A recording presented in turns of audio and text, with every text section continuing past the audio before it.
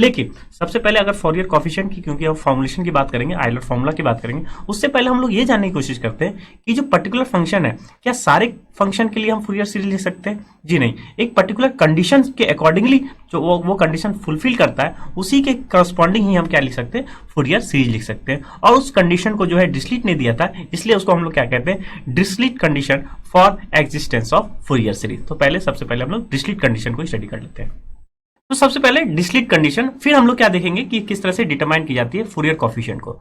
तो एग्जिस्टेंस, इसको क्या हम लोग ये भी कह सकते हैं, for existence of Fourier series क्या क्या फंक्शन का कंडीशन होना चाहिए। तो सबसे पहली बात तो फंक्शन जो है आपको वो बाउंडेड होना चाहिए और रियल वैल्यू फंक्शन होना चाहिए। तो ये तो ओवरऑल ये कंडीशन होना चाहिए। इसके साथ साथ क्या कंडीशन है उसको हम लोग जो है डील करने जा रहे हैं।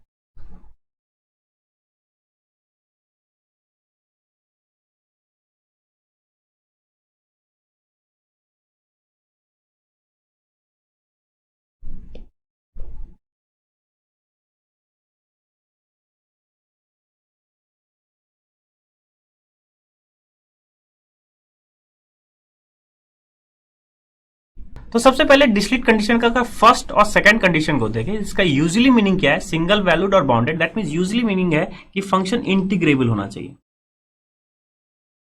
इस इंटरवल में। जो फंक्शन जिस तरह से जिसमें डिफाइंड है उसमें क्या हो? फंक्शन इंटीग्रेबल हो, और साथ ही साथ has only finite number of maxima and minima हो, और has only a finite number of discontinuity हो। Finite number of maxima and minima की बात करें तो दैट मींस अगर हम इस कंडीशन को देखें,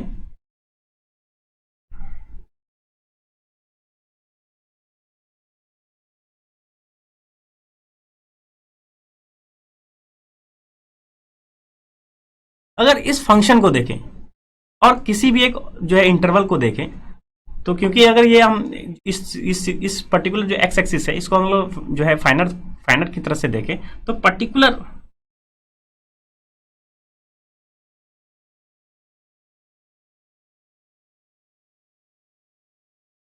एक इंटरवल को देखें तो बहुत सारे मैक्सिमा मिनिमा मिल रहे हैं। अगर हम देखें तो इसको बहुत सारे जो है वेव किस तरह से हम समझ सकते हैं। तो अगर इस टाइप का बिहेवियर फंक्शन रहता है तो उसकी हम लोग जो है फूरियर सीरीज नहीं लिख सकते। तो दैट मीन्स किस टाइप के फंक्शन का आप जो है लिख सकते हैं?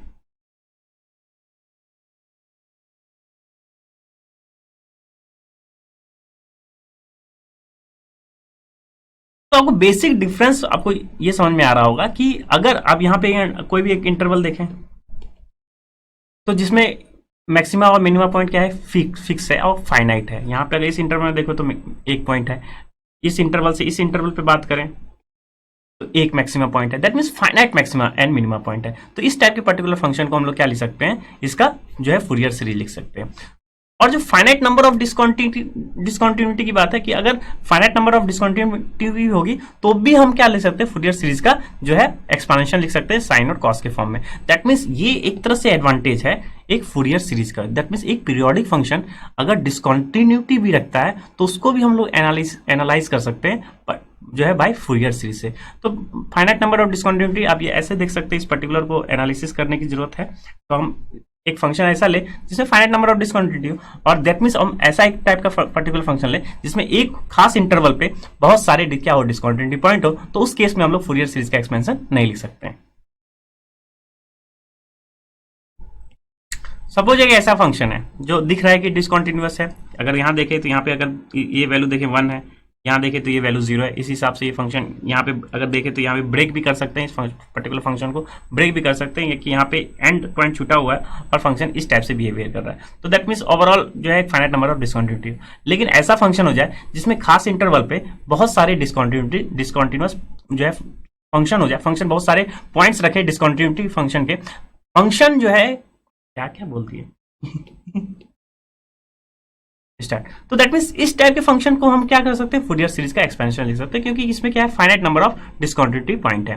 लेकिन अगर ऐसा हो, ऐसा फंक्शन हो जिसमें बहुत सारे डिसकंटिन्यूटी पॉइंट हो, तो उसमें हम लोग फूरियर सीरीज को क्या कर सकते हैं? नहीं लिख सकते यूजिंग डिस्क्रीट कंडीशन के हिसाब से। तो जैसे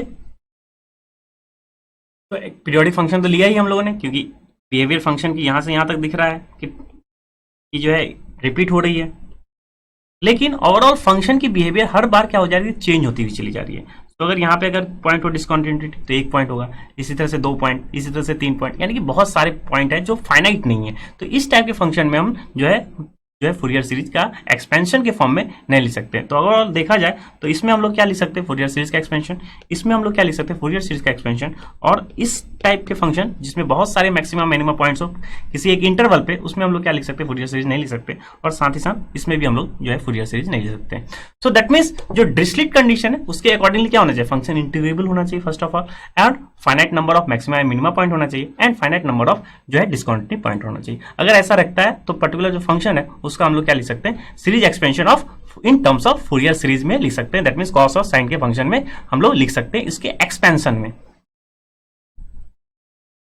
तो आई होप स्टूडेंट आपको डिरिचलेट कंडीशन समझ में आ गया होगा कि क्या कंडीशंस होते हैं। तो पर्टिकुलर एक फंक्शन आपको जो पीरियोडिक फंक्शन अगर दी जाती है तो हम सबसे पहले ये देखते हैं कि इसमें मैक्सिमम मिनिमम कितने पॉइंट्स हैं, फाइनाइट नंबर है या नहीं, उसमें डिस्कंटिन्यूटी कितने पॉइंट्स है, फाइनाइट नंबर है या नहीं, और फंक्शन इंटीग्रेबल है या नहीं है। बेसिकली हम इन 3 पॉइंट्स को देखते हैं और ये डिसाइड कर लेते हैं कि जो पर्टिकुलर फंक्शन है वो क्या है, एक फूरियर सीरीज के एक्सपेंशन के फॉर्म में उसे लिखा जा सकता है। अगर ये तीनों कंडीशन, या आप कह सकते हैं ये चारों कंडीशन क्या करे, वेरीफाई करे, फुलफिल करे।